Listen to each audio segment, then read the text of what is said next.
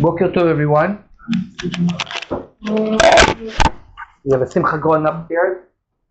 So, maybe you invite us? for all of us at Tacham this morning. Oh, sure. Now Now they tell us. Yeah, Go. so we don't say it tomorrow. And they, and you say Tacham, and you still say Tacham? No, we don't. Oh, we don't, yeah. Well, this afternoon. Yeah. This afternoon you would say talking. If you live in Shiloh neighborhood, you never say Tacham. If you live where? If you live with a moel in your neighborhood, you never say Tacham. We have an arrangement with him. He comes in on Monday or Thursday. That's nice. We don't do it tomorrow anyhow. What?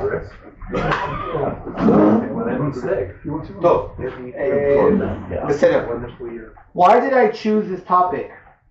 I don't know. It's now it's Chodesh. It's really there's no Chagim around, which is okay. There's nothing really happening right now, which is good. And so I thought to talk about a topic which is I think is always interesting, and that is halachic questions that come up with coffee. Now, I didn't realize that today's shir is very relevant to the OU's news this week. When there's no news, I guess not everybody read the OU has to make news, and that is that they're changing the whole hashgacha and attitude towards beer.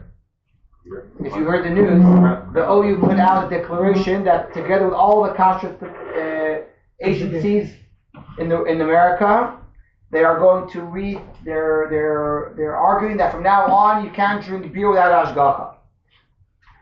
I think we're all falling to a bira amikta because of this, but it's quite. I think for some people this is like an earthquake.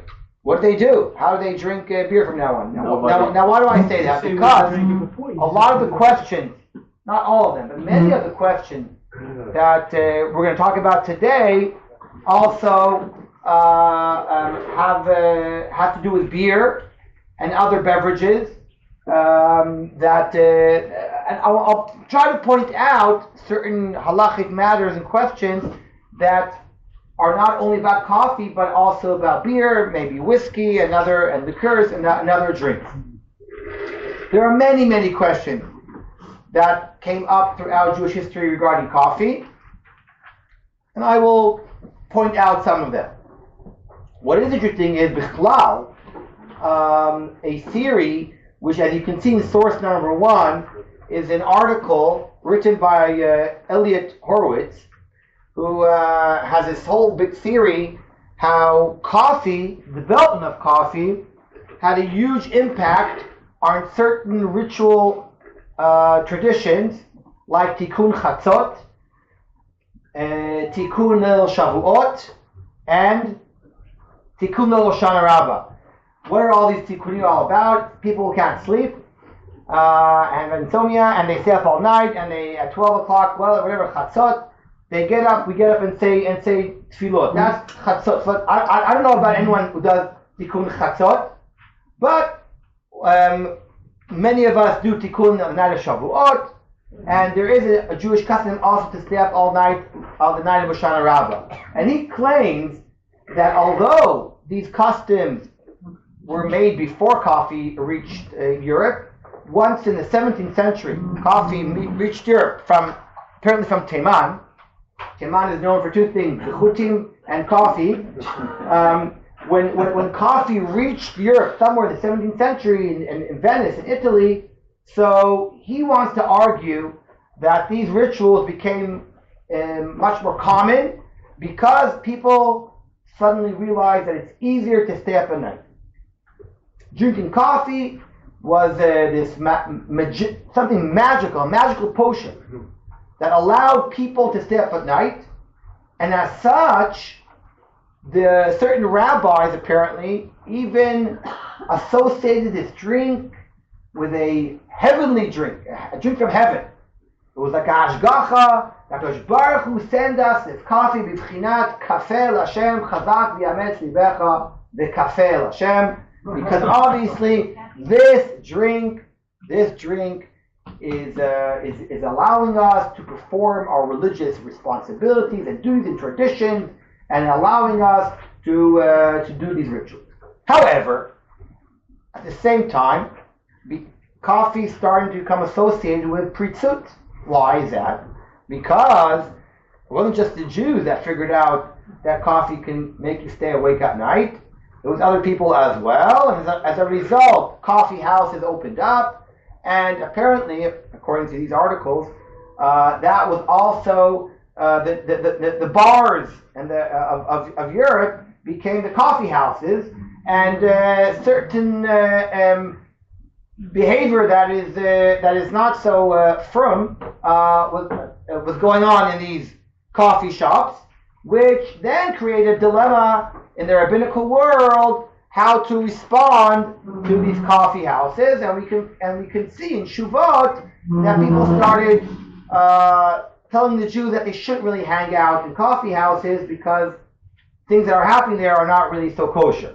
So this is just an interesting sociological response to a culture developing of a drinking habit of coffee, which is not, by the way, so different than the culture of drinking alcohol, which is also creates the same kind of dilemmas and questions. On one hand, alcohol makes you happy, and we have a mitzvah to drink alcohol, yain at least, on Yamim Tovim. And we all know that already in Tanakh, alcohol is a potential for disaster, and as such, we find different approaches and some kind of ambivalent and responses in our sources. I would like to focus specifically on specific shuvot that came up regarding coffee, and let's start with a question about the kashrus of coffee, which has to do not only with coffee, but any drink that is brewed or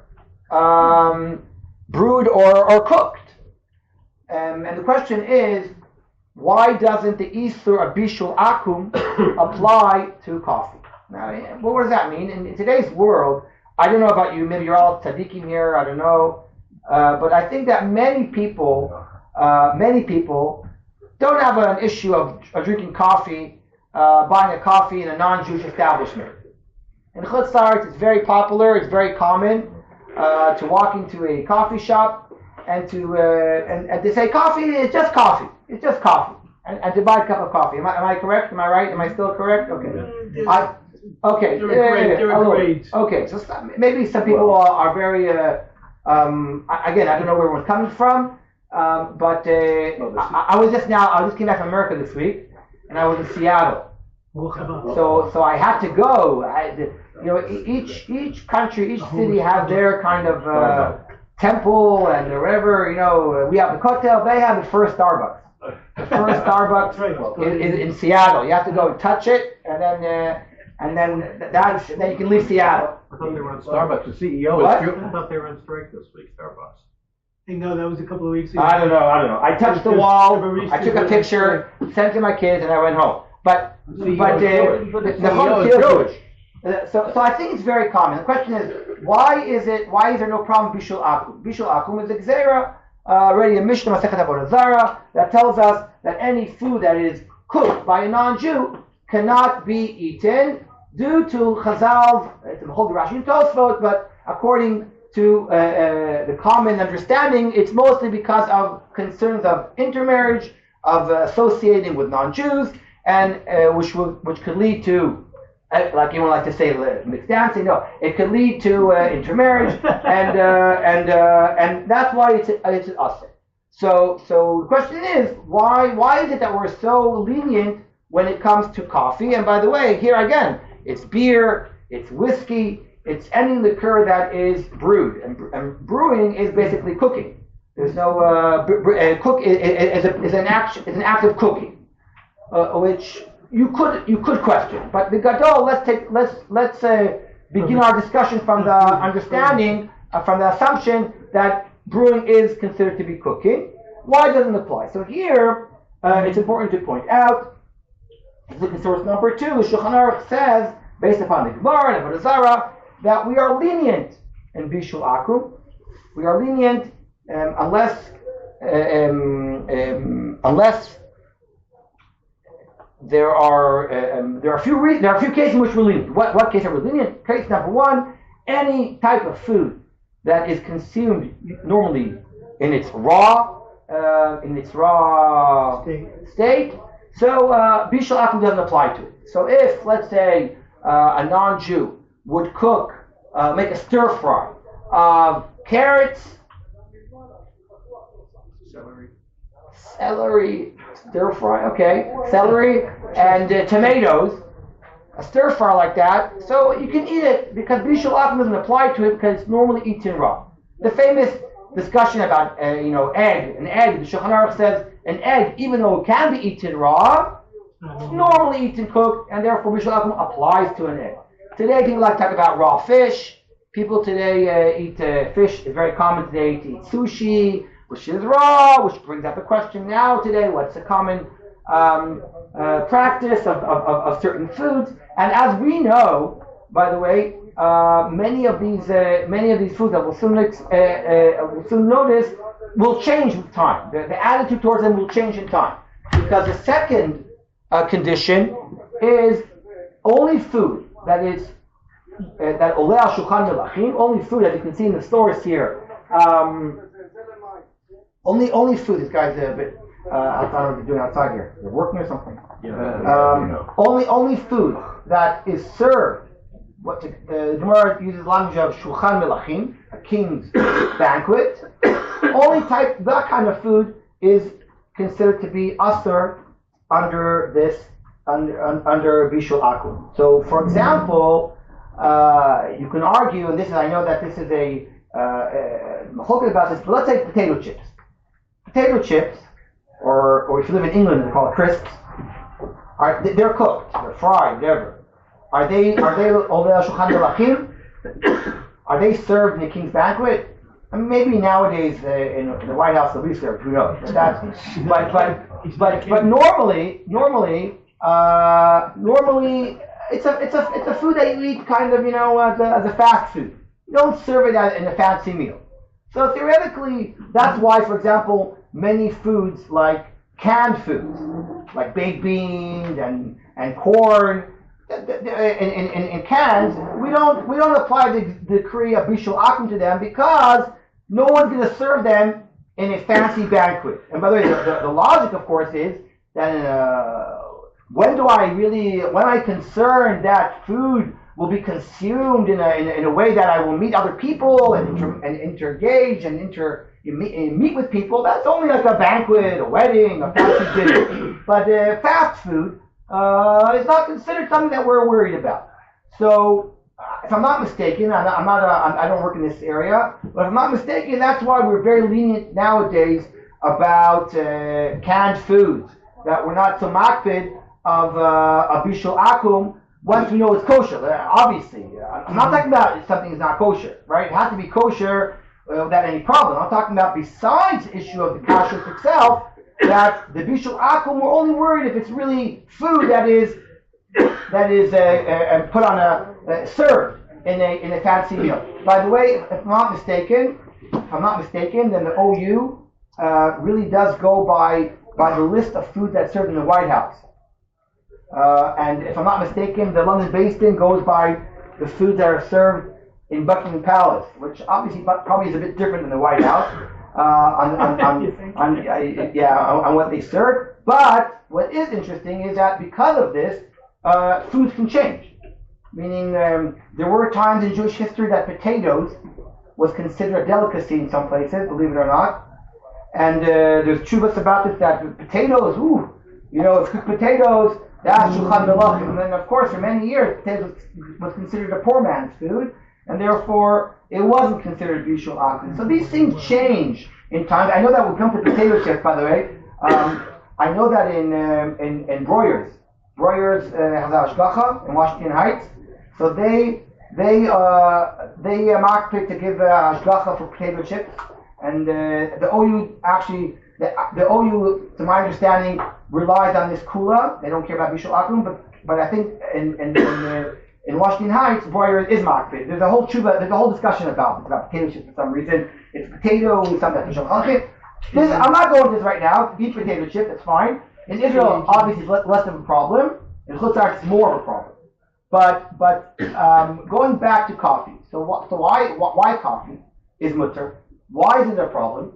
So here it's fascinating to notice that there are two different gishot, two different approaches in the poskim throughout the past few hundred years regarding this question. Some even said coffee doesn't go on shulchan melachim. Coffee is not served in banquets. And then, of course, people argued, what are you talking about? Of course it is served in king banquets. If you look, for example, at source number 3, Tosfot already, Tosfot allows beer. Beer is brewed. Why? He says, anything is not served in a king's table has no problem with bishul akum. And then he says, there's another reason to permit beer. It does not have the problem with bishul akum because as the grain is considered not part of the purpose of making a bracha, so is the prohibition. I'll explain. There are two issues here. One is beer, before we talk about coffee, is beer oleh shulchan melachim? So again, this depends upon the time and history. Beer used to be a poor man's drink because in Europe they couldn't drink water. Water was contaminated with the who knows what. They had to. So beer was the water that they drank. So if you went to a fancy banquet, they would serve wine and not beer. So beer might have been for some time considered to be something lo oleh shulchan melachim. It's not respectful to drink beer at a fancy banquet. So that could be one reason to be makel about beer. And the other reason Tosfot brings is fascinating, which is what bracha do you make on beer? So we make a shakol on beer, even though one could argue that you make the bracha on beer should be adama, because it's a grain. And now the question is, what do you make on a grain? What bracha? So I'm not going to this question right now. There's a discussion about this in the Rishonim already about maybe make a mazonos even on beer or whiskey. But we pass on that you make a shahakol. Perhaps, as Tosfot says here, is because the water is the more important ingredient. And if the water is the more important ingredient, then the bracha is shahakol, and water is normally consumed in its raw state, and therefore beer is considered something that is not the gzeira bishul doesn't apply to it. Now that would mean that any hot drink or a cold drink that we make a shahakol, theoretically, should go under that category. So beer, coffee, tea, liquor, whiskey would all would not be under the issue of bishul akum. However, if you look at the issue of is it served in a king's banquet or not, then already it would depend upon the times that you're living in if it's served or not. The common psak today that I'm aware of, and I'm happy to hear everyone disagrees, is that really Tosfot's second answer about the bracha being the shahakol here, taking over the grain, or in coffee taking over the bean of coffee, is the reason why we look at the coffee as it's if the most important ingredient is the water, and therefore it's davar shemechal chai. It's not eaten normally in its cooked situation, and therefore it's not under the gzeira of bishul akum. There's a lot to talk about this because I'll give you an example. Rosh Shlomo Zalman Auerbach, what bracha did he make on chocolate?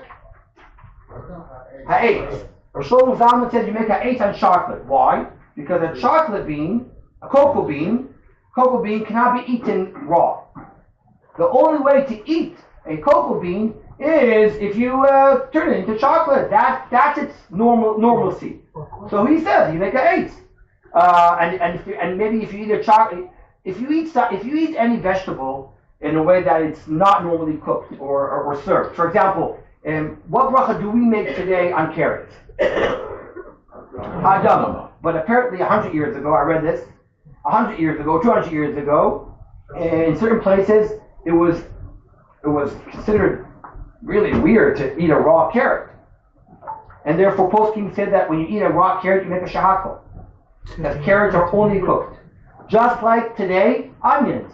If someone takes an onion and eats an onion like an apple, what bracha would you make? I don't know. Today you make a shahakol.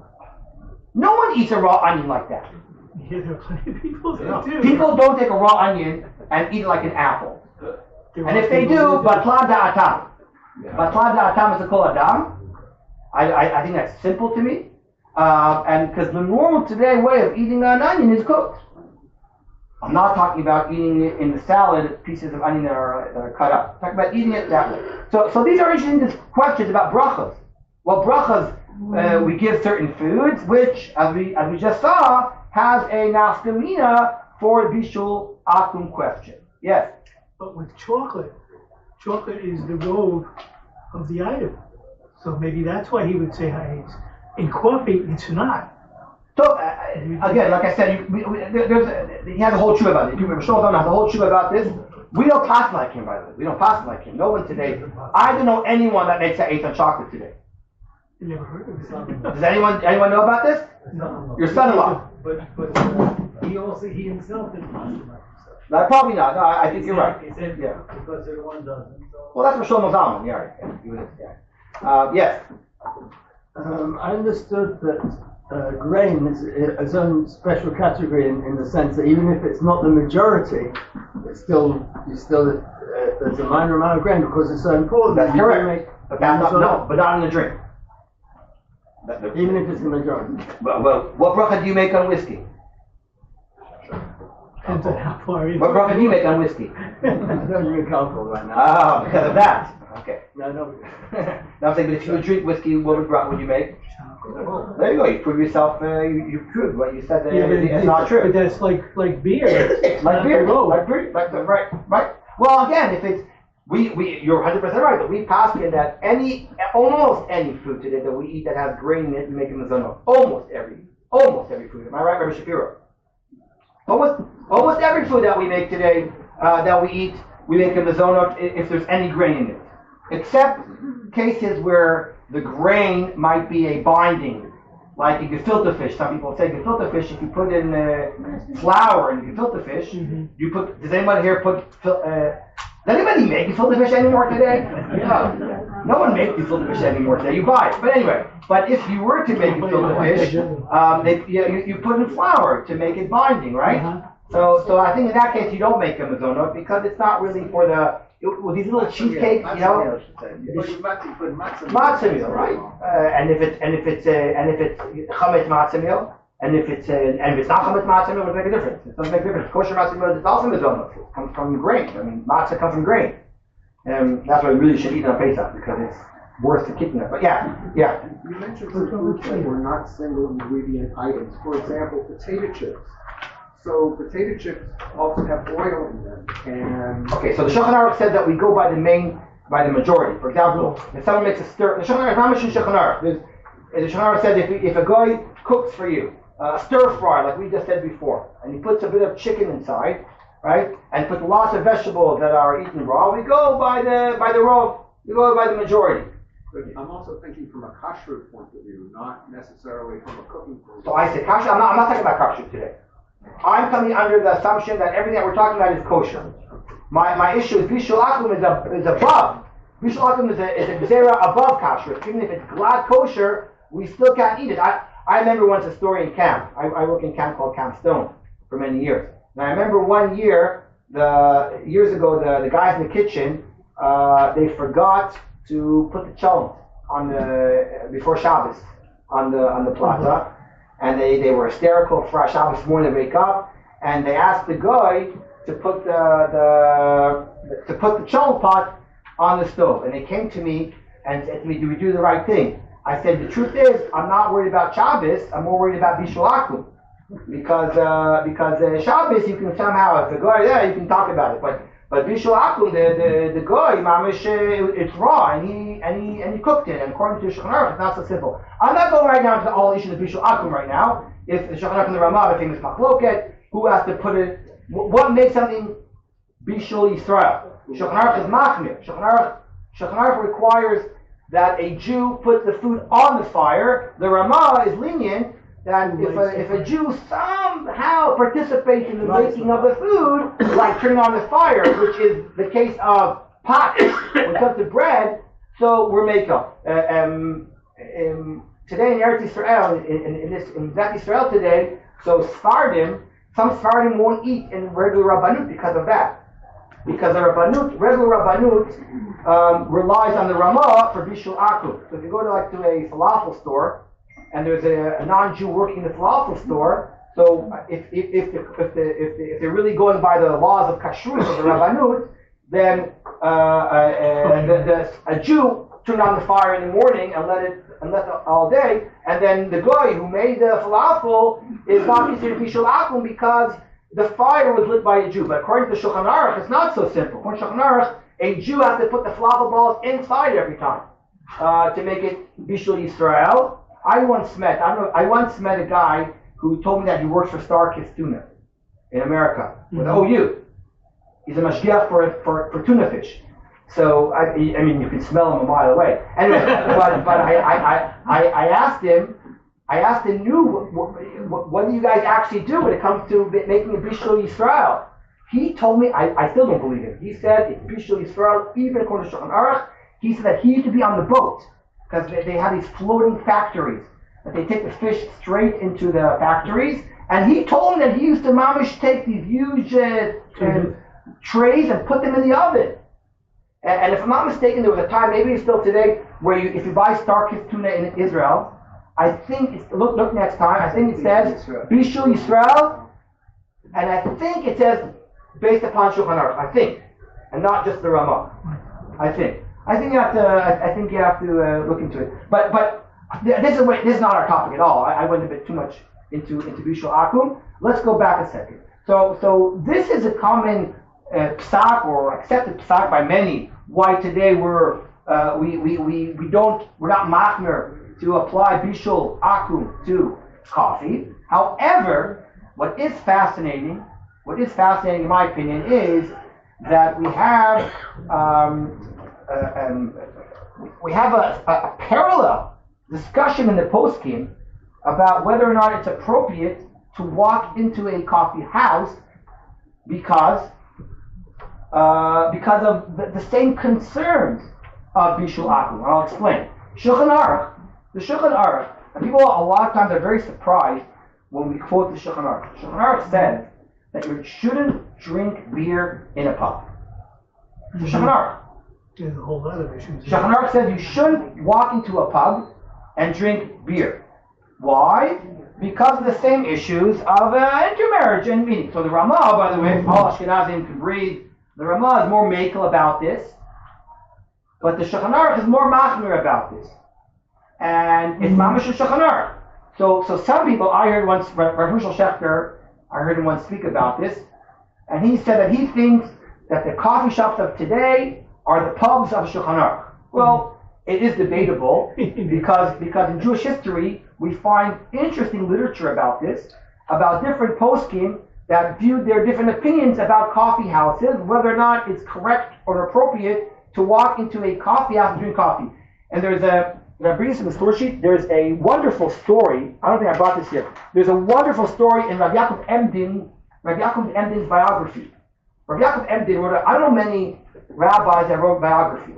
Rav Yaakov Emdin was a very unusual person. And in his biography, he writes, autobiography, I'm sorry. Thank you. Well, people are listening.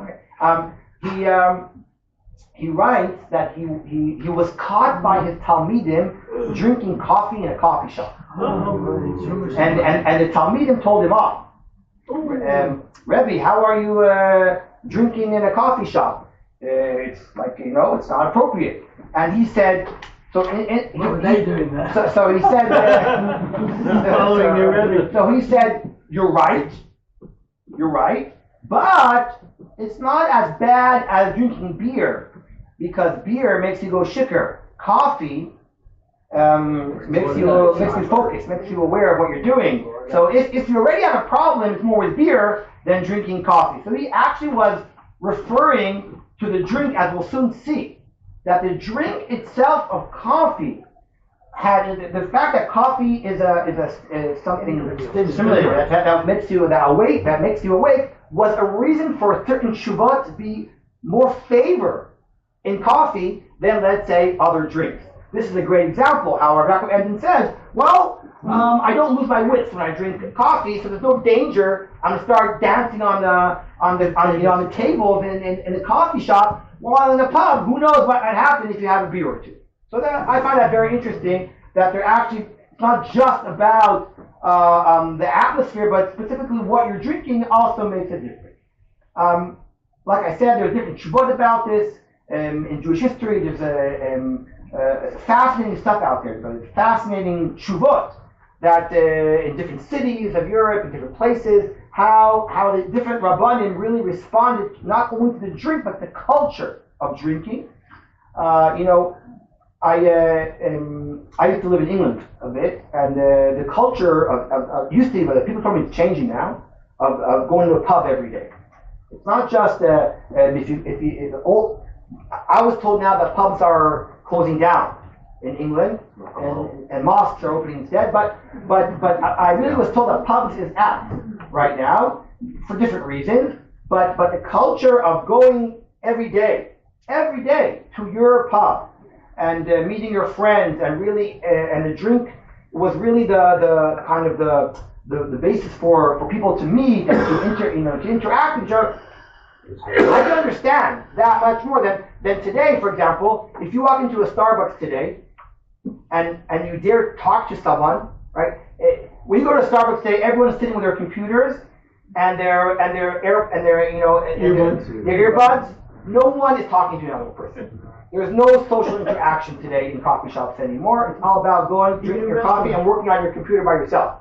So if that would be any kind of a nafkamina, I think that one could be more lenient today to walk into a coffee shop from that perspective. So I think it does depend upon the times that we're living in. So I've talked enough about that. I would like to go to a different question right now, which is drinking coffee before davening, which also is a custom that I think many of us have in the morning to drink before davening. I always claim that when you go to Chutz La'aretz and people start davening at 9 o'clock, and the rabbi gives a drasha, and they finish around 12. So what do they expect is going to happen? I assume people are eating full breakfast before even, right? It means that you're fasting, if not, till 12. So we all know that there's a problem to eat or drink before davening. And where does this come from?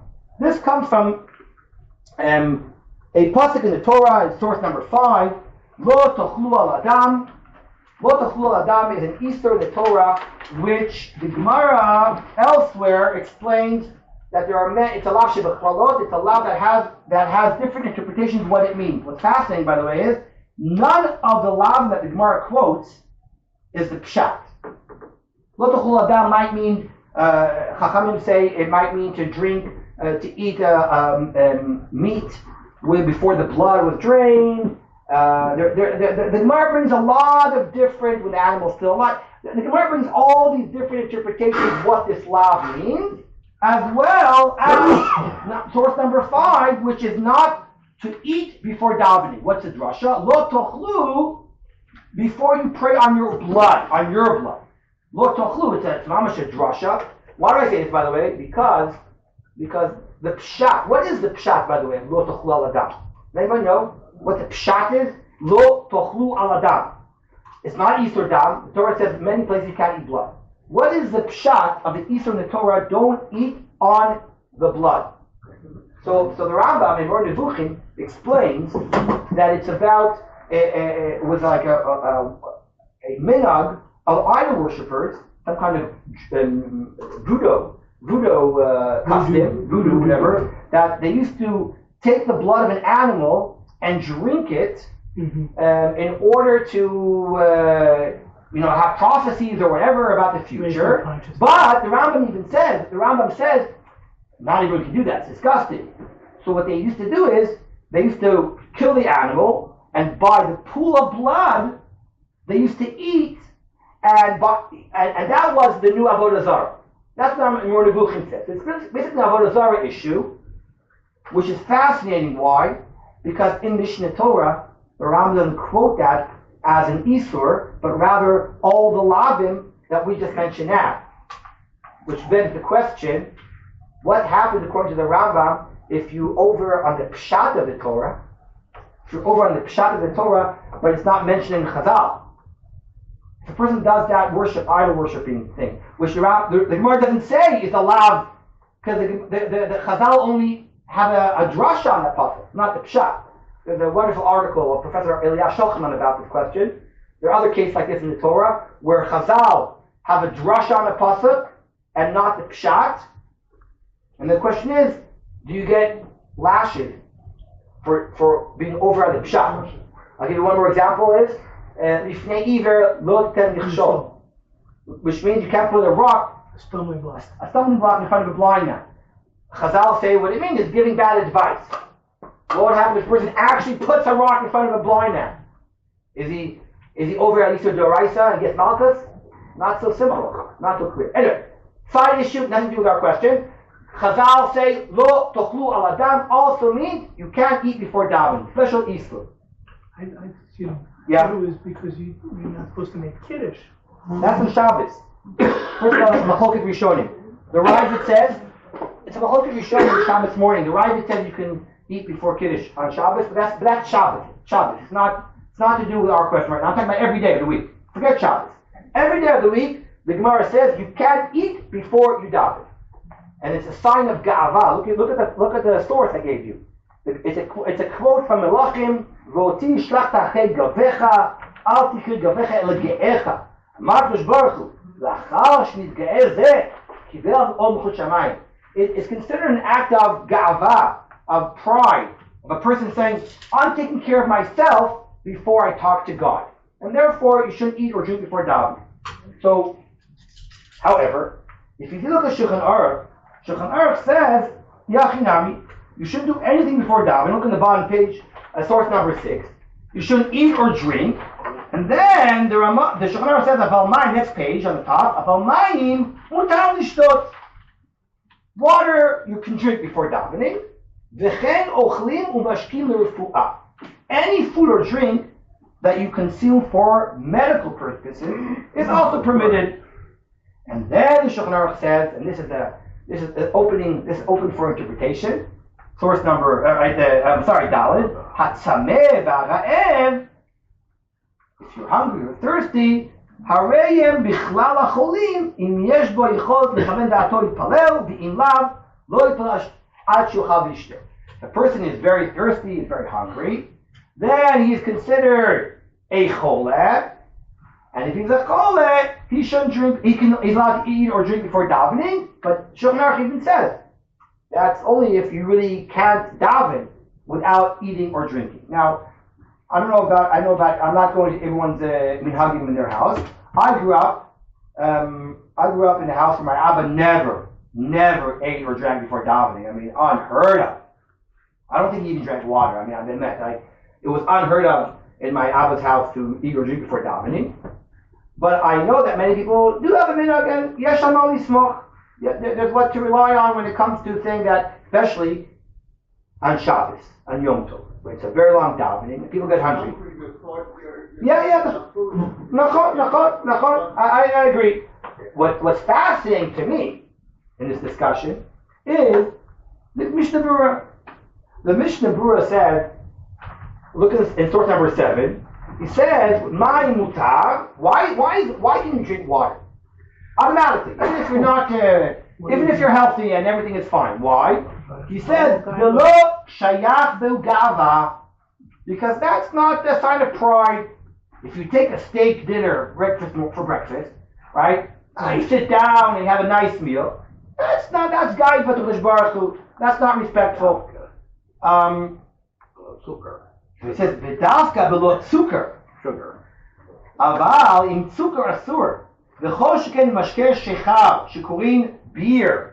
I don't know who drinks beer before davening, but by the way, I mean, I've seen people have a whiskey for a time on a yard side at 6 a.m. I mean, I've seen people do that with herring. So for all those who find it hard to drink beer at 7 in the morning, I think many of us have seen many people, and probably you too, at 6:30 in the morning in a yard site having some herring, some schmaltz herring with all the oil and a thing of whiskey at 6:30 in the morning, right? People have yard sites have that, so it can be done. But anyway, it can be done. So Vadai Asur. So the Mishnah Berurah says it's about gaiva. What's considered gaiva? Now this is fascinating. Why? Because in today's world is sugar gaiva. I mean, every time every shmerel drinks today puts sugar in their drink. And then he said like this: V'ti v'kafeh mutar lishtoto kodem atfilah כדי שיוכל לכוון דעתו ולהתפלל ובפרט במקומות שרגילים בהם ואין מתיישב הדעת. Already in the Mishnah Berurah's time, 100 years ago, he said that drinking tea and coffee is considered to be so basic that you can't daven without it, that he says it's like drinking water. And that's fine to do that. But then he says, B'chol ze b'lo tzukar. You can't drink coffee with sugar, u'b'lo chalav, only black. Why? Because he says milk and coffee is a symbol of like hot gaiva. Oh, look at me, I'm having a coffee with milk, with cream. And then he says, Ve'olam, I hope you realize, I'm not talking too much halacha l'maisa right now. I just find it fascinating how in the culture of the time, how they look at different drinks. But we'll get in a second. Ha'olam no'agim le'akel lishtot sukar. He says, it could be though, it depends if you put it in the sugar, in this tea or in your mouth. Right, in today's world, and no one does it anymore. You can't. Accused. You can't. Why can't you? Because it'll dissolve as you're drinking it. No, but tickle is hard sugar. There used to be a famous thing about Rothschild. They used to say that that poor man drinks his tea without sugar. But a person who's chashuv, he takes a sugar cube and puts it in his mouth and drinks it. A wealthy man, a gvir, he takes 2 cubes of sugar, one in his tea and one in his mouth. Rothschild sits in a room full of sugar and drinks his tea. That's like what Rothschild was about. So in today's world, it's like ridiculous. But the very Mishnah Berurah is mamash telling us what's gaiva, what's not gaiva. So I actually saw, believe it or not, Rav Shlomo Zalman refers to this and says nowadays everyone drinks sugar and milk, and he says you can drink your coffee with sugar and milk. He says not right. So I wanted to add, but you can't have a latte there before davening, right? And then I said, wait a second, everyone has a latte machine in their house today, right? Like everyone has a coffee machine, so that's also not considered to be gaiva anymore today. Not everyone. And so not everyone, but in the past 20 years, coffee machines are like having a kumkum in your house. It's not considered to be anything special anymore. I just find it interesting and fascinating how people see this. But what's more interesting to me is, look in source number 8. This is a tshuva from the 17th century, and here he actually said that coffee before Tefila and Shabbat is okay. Why? Dehave ke'ein refuah. Meaning, they really saw coffee as medicine. I said to you, I started the shir by telling you that people saw coffee as this magical potion that allows people to stay awake at night. And it almost like for people who have ADHD, it like gives you, it gives you the ability to be more focused. They mamish saw coffee as a medicine. And if so, then that would be a reason why also they say you can drink it before davening, because it mamish is a medicine. We said medicine you can have before davening. So I find that again fascinating, how they associate coffee with medicine and how that came to be a little bit more cooler. I don't have much more time, but a few more things. By the way, I'm not going to go into this question, which is interesting. It's about, there was a big discussion if coffee is kitnios, by the way, of course. What else? What else? Not, but there were chuvas about this. That was in 1920. Yeah, but, oh really? I thought it was earlier. I thought it was earlier. It's when Manischewitz started, when Aberman started making coffee, and he couldn't sell it on Pesach because it was coffee beans. We got hashgacha that said those coffee beans are not kosher. So, but I think much earlier there was a very discussion about this. She went earlier about this, which Baruch Hashem, I don't know anyone's machmir about that. But I do want to talk about there are a few other questions that come up, which I'm not going to talk about. Bracha, making a bracha on coffee. We spoke a little bit about bracha achrona. Many poskim say that you should make a bracha achrona on coffee because you drink it in such a long time that it's not consumed in a time that makes it have burning nefashos. So some people said, so what you should do is leave the coffee cold at the end. So I think that's a bit crazy, but I will say something interesting. And again, this goes back to the different attitudes towards coffee. What is coffee? What's coffee? I said coffee. I say coffee. So I love to do this. I say to people, I like coffee, by the way. I like coffee. So when you, for example, go to Italy, I sound very like a Feinschmecker right now. If you go to Italy to a coffee shop and you say, I want a cup of coffee, what will they give you? Espresso. They'll give you an espresso. Small little, like a shot of ground beans that's pressed. A little shot of coffee, basically a shot. If you go to America, to a coffee shop, Starbucks, and you say, I want a cup of coffee. What are they going to give you? Depends on what size you want. Yeah, forget the size. What are they going to give you? No, it's not Americano. No, they won't. Black coffee. They'll give you, but black coffee is made how? It's brewed. It's brewed. It's basically hot water poured over roasted beans. That's all it is. Those big containers that they have there. It's basically they put on the top there the drip coffee. They put in roasted beans. They pour boiling hot water through it, and that's what they serve you. If you go to Israel, which we are right now in, and you say kafe l'kashat, normally they might ask you, but normally what will the default coffee in Israel? It's very interesting. Afuch.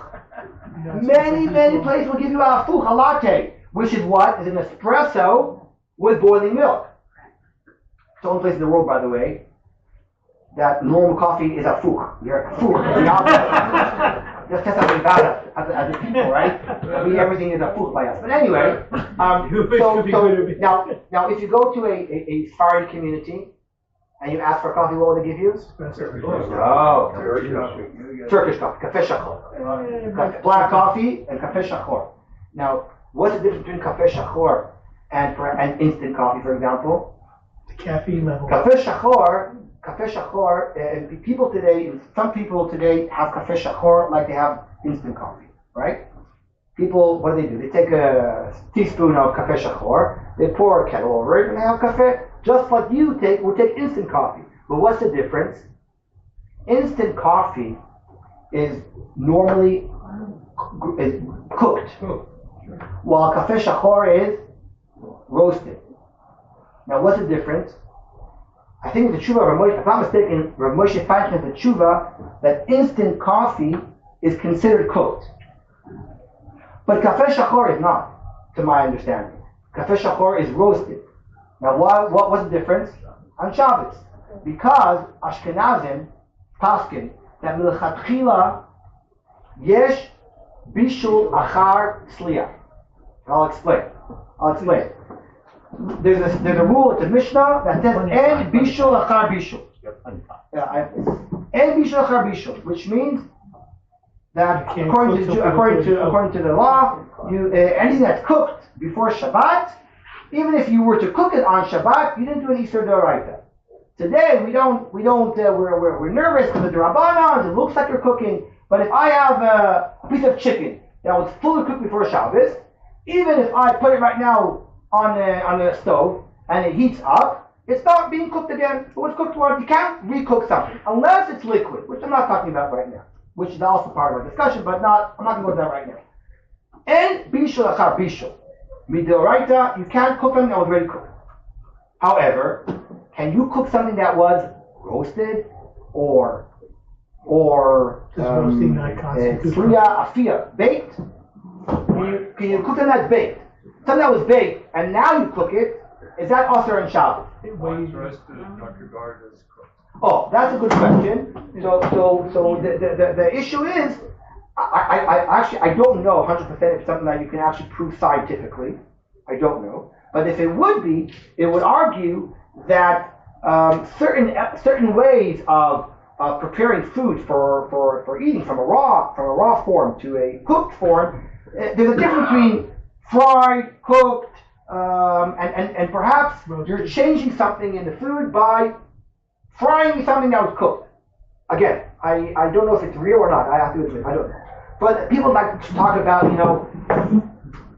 heating a schnitzel on Shabbos, because schnitzel is fried and then cooked, and then so Milchatchila Ashkenazim, the Rabbi says we are Milchatchila, we're makpid not to do bishul for something that was, let's say, roasted. I'll give you an example. Don't worry. We're going to leave this room all the same way we are all before. But the famous question that people like to discuss, the Mishnah Berurah discusses already, is: are you allowed to dip your challah in the soup? Why? Because challah is baked. Your soup is cooked. So when you put your challah in the boiling soup, you're cooking your challah. Why? And bishul achar bishul, that's correct. But yes, bishul achar afia, so now you're cooking. And the Ramah, it's not a crazy akron, it's not some weird posek out of nowhere. The Ramah says, even in klisheni, you shouldn't put baked food into a klisheni. So how do you put your challah in your soup? And how do you put your soup nuts in the soup? But it's not It's boiling. nuts! It's not. Anyway, It's not boiling anymore. if you want to argue that it's not boiling anymore, so okay. I mean, put an ice cube inside. I'm talking about, my wife is British. If the soup doesn't give you kviot inside, it's not served. And my wife will only serve soup that mamish, it burns your mouth out, whatever. So our soup in our house is boiling Friday night. It has to be boiling. So how do you do it? So the answer is someone pointed with their hand. So the answer is, we can serve the ladle, Baruch Hashem, the ladle. Without a ladle, we'd be lost. Baruch Hashem, a ladle is considered a kli sheni, and then when we put the soup in our bowl, it's a kli shlishi, and then you can do it. By the way, what's famous about this discussion is that there's a contradiction. That elsewhere, the Mishnah Berurah said that a ladle does not serve as a kli for kli sheni. That's a famous contradiction in the Mishnah Berurah, which that's not my topic right now. But going back to our topic, so pouring boiling hot water over Turkish coffee is questionable. So Rav Ovadia has a tshuva about this, how to make coffee on Shabbos. Now Rav Ovadia is Sephardi, and Sephardi don't care about bishul achar tzliya. And he says, go ahead. But Ashkenazim, he says, you can't drink coffee on Shabbat. But he was talking about Turkish coffee, not instant coffee. Which Ashkenazi drinks Turkish coffee? Right? So it actually works out well. If you're a Sephardi and you drink Turkish coffee, you have no problem and you don't have that problem of bishul after tzliya. And if you're Ashkenazi, you probably drink instant coffee, which Moshe says is considered mevushal, and therefore pouring hot water over it. There are some people that are machmir to first put the hot water in a cup and then put the coffee inside. Some people do that. And you can argue, based on what we just said now, the reason for that. But I personally don't drink instant coffee on Shabbos because I'm a fine schmecker. I don't drink instant coffee at all. I have a problem with it. I just drink whatever. I have problem issues. Not right now. I need therapy for it. Not right now. About the way I drink coffee. But that's not important. Yes? I have a question. You were talking about drinking water before that. There's a phenomenon that's going on today. I don't remember it all growing up. And that is people are bringing in water, even sometimes during that. I see that too, yeah. I don't know. Yeah, you're right. But you have to be wait a minute. Today, any bar mitzvah, we had a bar mitzvah, I had a bar mitzvah without drinking in my lane. Today, every kid goes up there with a 5-gallon thing of water, and between every aliyah, they drink like 3 liters. You know, right? You know what I'm talking about? They take the bar mitzvah instructor comes with water. Because the kids are nervous, their mouths are going to get But we did it without water. I don't know. We did it without water. Cloud water bottle. But wait. But you're right. But it's also about a culture today about water bottles today. When you grew up, did you dehydrate?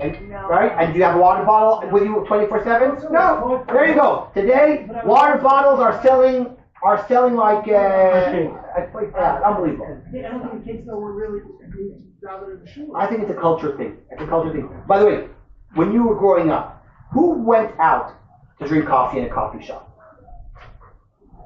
No one did. No, I don't remember as a kid growing up. Today, I'll meet you you for drank coffee at home. No. I'll meet you for coffee. Yeah, but today the culture of drinking out and drinking michlal, even drinking alcohol, is much different today than it was when I was a kid. It's a cultural thing. I think it's a cultural thing. Being in your tea house. Tea house, whatever. It's a cultural thing. Anyway, That's the Brits. one last issue, which I have 3 minutes.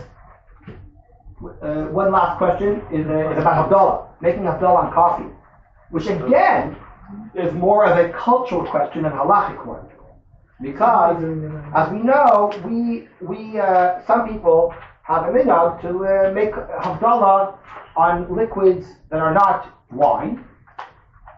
What do you make? Tell me what you make. Who makes Havdalah here? Not on. You make it on coffee.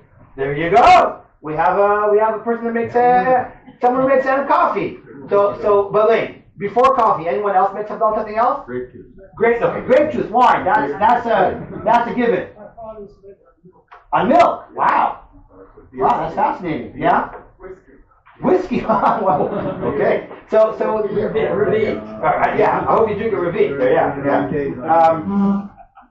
So the question really is because we make Havdalah, we can make Havdalah not necessarily on wine, but on Chimar Medina, on any kind of serious drink, And the question is, what is a serious drink? How do you define Chamar Medina? Something that has to be prepared, perhaps. So Coca-Cola. Would anyone say you can make Havdalah on Coke? They did. I don't think so. Moshe said no, but I don't know why. Right. Oh, why not? Because it's not a hush of a drink. Why isn't a hush? Oh, so I thought about this many times. What makes a drink hush? No, bad. And I think it's really I can't say this stands up to every case. To me, we would say any drink that you would go out with someone to drink, as you meet someone for a coffee, you meet someone for tea maybe, right?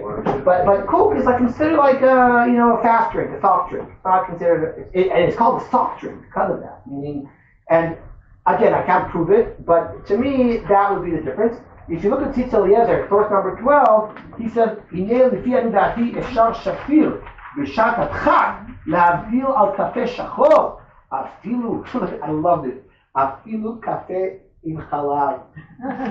Right? Because if you're a feinschmecker with your coffee, how do people say you put milk in your coffee? Ooh, maybe people do that, right? So, but he's saying, really, coffee is kafeh shachor. But if you put milk, okay, you can also make Havdalah on it. Right? I just love, again, the cultural differences about how people see their drinks. B'yot b'zeh kayom chemar medina. So he really said that nowadays coffee is considered to be a hush of a drink enough that I think you can make Havdalah. So again, you can see the development of how drinks are looked upon in a culture kind of. So I to sum it up, I wanted today to just take a fun topic, which brings up certain halachic questions. And at the same time, I just think it's interesting to see how, as the society changes their attitude towards drinks and food, and how we see certain types of food in a part of our civilization, and what it means has certain ramifications for a lot of questions that could change. And as I started to share with today, it's quite fascinating that this week, as I said, the OU came out with this whole thing about beer. Mm-hmm. I don't know where this is going. And by the way, I should tell you that 10 years ago at least, the OU and the Star K came out, I think it was the Star K. The Star K, and again, I think the Star K and the OU are normal organization. It's not like, they came out 10, 15 years ago with this whole thing against drinking Starbucks coffee. They had a whole thing about it. Mm-hmm. And then there was a big backlash in the community. There was a threat to make Aliyah. And they backed down a bit. And if you see, they're in the RJJ Journal, Contemporary Halacha Society, there was a whole article about why you shouldn't drink coffee at Starbucks, and if you can, which you should. And the reason is very simple, by the way. The reason is, when Starbucks began, it was just coffee. Mm-hmm. And then Starbucks started serving trade. They serve chazer. They serve chazer. Now, also there. Now, I don't know. I think most people here grew up in Chutzpah, correct? And when you were kids growing up, people would, I think the normal thing, tell me if I'm wrong, would not go into a non-kosher diner, sit down and have a coffee. Right. That wasn't done. Why? So why Starbucks is it okay? Because Starbucks was just coffee. So when it started, people said it's just coffee. If Starbucks would have started, I think, with chazer on day one, I assume that people wouldn't have gone to buy coffee at Starbucks because they would look at it, any diner. I'm guessing. I don't know. So now that Starbucks is also selling trade, the rabbis came up and said, wait a second, just any diner. What's the difference between going into a trade diner and having coffee, which you wouldn't do probably? But there's also now an issue with some of the Starbucks flavored coffee. Oh, I'm not talking about that. But that's the problem. Yeah, that's a separate issue. I'm not talking about that. But that's the problem. No, that's not the problem. No, that's another problem. They're probably regular coffee because they were saying that the vessels that make the coffee are being washed together with the kalim that are making treif, and believe it or not, I read the article, and believe it or not, there's no tam lifgam, there's no soap in the dishwashers, because these dishwashers work on heat, they're boiling them together, and that's why, by the way, the conclusion, because you should know, if you ever go back to America again, you should know that they suggest that if you get anything at Starbucks, you get an Americano or an espresso, and not a regular brewed coffee. Read the article. That's what it's online. That's what they suggest. But as we said, Kafe El Hashem Chazak L'Mes Necha, the Kafe El Hashem, Toda Rabba, L'Yitrot.